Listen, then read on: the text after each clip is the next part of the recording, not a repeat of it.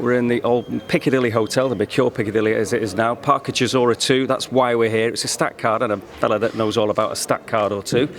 You didn't mention Boazzi though, Eddie. I'm losing my touch. Obviously, Joshua Boazzi is in camp in San Francisco with Virgil Hunter. He's in a tremendous fight with Maxime Vlasov, and I forgot to mention him because he's not here. And Derek Chisora, quite frankly, had me on edge, as he always does in every press conference. But that's a great fight. Of course, Chisora Parker headlining. Gongora against Richards, great fight. Zelfa Barrett, an eliminator for the world title. Jack Cullen for the European title. Rhiannon Dixon, Jordan Thompson, David Naika, Olympic bronze medalist. Sandy Ryan, Cyrus Patterson. I think that's about it. So 10 fights, big card, and a Christmas cracker, as they say, to end the year. Busy enough as well, isn't it, Ant? There's a few fights coming up. Mate, just a few. Ed, looking on the undercard, strong undercard. There's a lot of northwest, Manchester-based fighters. Do you look at building something to come back to the arena with them? You know, your Zelfas, your Jacqueline, you mentioned it then. Zelfa, he comes through this, there's a great chance of world title could be next year back in Manchester. Yeah, I mean, look, ever since you hung them up, mate, we haven't been able to fill the arena. So we've got to bring nights stacked like this just to get the full capacity in. But, you know, Zelfa Barrett is a guy that's knocking on the door now of a world championship shot. Tough fight against Tarimo. We've got the vacant world title that we're promoting at Madison Square Garden between Agawa and Fuzili. That's a winnable fight for Zelfa Barrett in a tough division, obviously with Shakur Stevenson and the likes. Jack Cullen's a bit of a Cinderella story, really. You know, slung him in with John Doherty, beat him. Slung him in with Adney Yildirim, beat him. Now he's getting a shot at the European title. He's going to bring over 1,000 from Little Lever. I mean, they're absolutely mental. You know. So I just feel that, you know, it's always good. I think Manchester's a bit of a different city where they come out for big fight nights. But obviously, if you've got your own there as well, Jordan Thompson from Manchester, obviously your charge, Rhiannon Dixon from nearby as well. You know, I think that more local talent the better, because we're seeing older cities come out and support their own. And, you know, it's a big fight for a lot of Manchester-based fighters that night. You mentioned about Derek keeping you on edge before, by the way. Has he ever really changed in all the time that you've had to deal with him or is it a case of you don't know what you're going to get? He's definitely calmed down a little bit and cooled down a little bit. Like, there was a time where he was incredibly violent, you know, and you would worry about him picking something up. In this very city he did the table, when he slung the table, and it was mad. I mean, but back then he was a lot scarier than he is now because he was very temperamental. He's matured. And one point that I made in the press conference was, he really loves boxing. Like, this guy is in the gym, not just training, but he's around young fighters. He spent a lot of time in AJ's camp around the Usyk fight. Like, he loves it. And a lot of people say, you know, what's on the line for these fighters? Don't worry about what's on the line for Chisora, because he just loves to fight. Like, I think if he had 7 losses on the spin, he'd still be going. Parker's looking to try and regain the world heavyweight title, and he's well placed to do that. But for Chisora, it's just about fighting and winning. And I think the crowd will make a big difference this time. Although Joseph Parker looks really fit and strong. And I think in their head, they're thinking, we're going to take him out this time, inside the distance. But, you know, 2 great coaches, Dave Coldwell, Andy Lee. I think it's going to be a really exciting fight, but I don't think it'll go the distance this time. You just mentioned then, regarding Parker chasing the world title. Derek wins this and gets revenge. Do you think there will be a third fight, or does the winner then push on to? I don't know. I mean, you think, will Chisora get a shot at the world title? I mean, he is commercially, he's a big name. Like, you know, he's always going to be in big fights. There are some people that say, oh, he's got 8 losses or not, whatever they are. But look who he's lost to. You know, good company. Like he mentioned up there, he did really beat Hellenius. Lost twice to Tyson Fury. Lost twice to Dillian White in a very close fight. The first one was ahead on the scorecards before he got knocked out in the 11th round on the second one. Lost to Vitaly Klitschko. You know, so it's not like he's been losing to probably the disappointing defeat was Ajit Kabayo in Monaco, which he couldn't get out for again in a small environment. So this will really help him on December 18th for the crowd.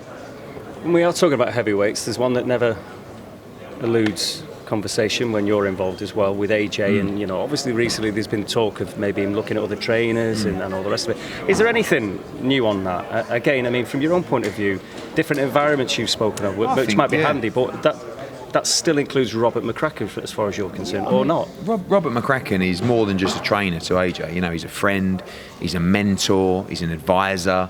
I feel like AJ, you know, I think a change of scenery is sometimes good. You know, I think when he went over to America recently, it was quite refreshing for him not to just be mobbed literally wherever he is in It's like Crawler in Manchester. well, of course, not just in Manchester, to be honest with you as well, but it's quite draining. I think that, not saying people don't know him in America, but it's different to literally not being able to walk. You're getting photographed everywhere, and the thing is with AJ is he's got time for everyone, and that can be extra draining. When, like, if someone stops him, he'll have a photo. So will another one. So will another one. Before you know it, he spent half an hour doing that before he's got to training. Do you know what I mean? And the fine margins between success and failure are those little percentages of rest and stuff like that. And I just feel that he's had 14 years in Sheffield now, and it's the most incredible facility. Yeah. But he is God there.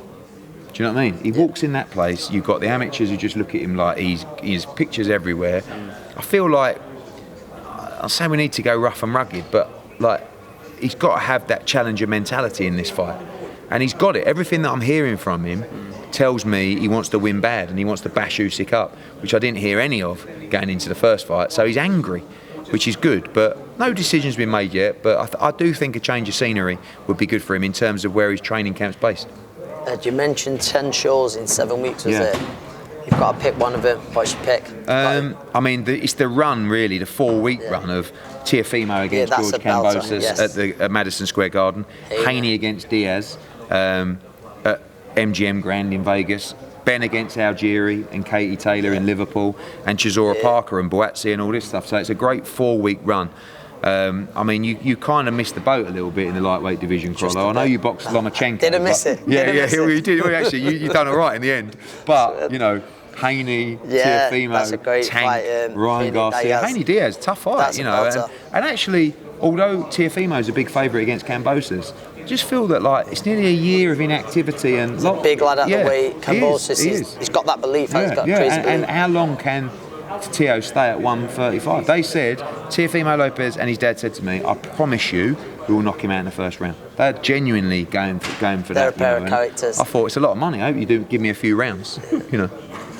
And then finally, from your point of view and doing what you do, I mean, how daft is it going to be now over the next few weeks, and in terms of your running around?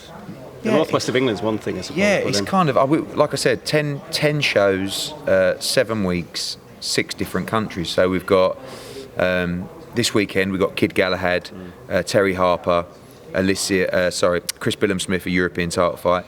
Next weekend, we've got Demetrius Andrade, World Championship triple head. He's fighting Quigley, Akhmad Aliyev, Julio Cesar Martinez, Cali Reese. The weekend after, Teofimo Lopez against Kambosos. Then on the 3rd of December in Bilbao, Jack Flatley actually has got a fight against Lerone for the European title. December 4th, Haney against Diaz. Then we've got December 11, we've got Ben against Algieri. Then we've got December 17, we're in Uzbekistan for Madrimov against Soro for the interim world title. Really good fight as well. December 18th here. I think I'm missing something as well. Yeah, I don't know where I am really, but yeah, 10 shows in 7 weeks, and it's just really at the moment about sort of keeping the missus happy, which is almost impossible. I had to do the school run this morning before I drove up to Manchester, just because you got to just tick the brownie points off, you know. So it's not easy, but wouldn't change it for the world.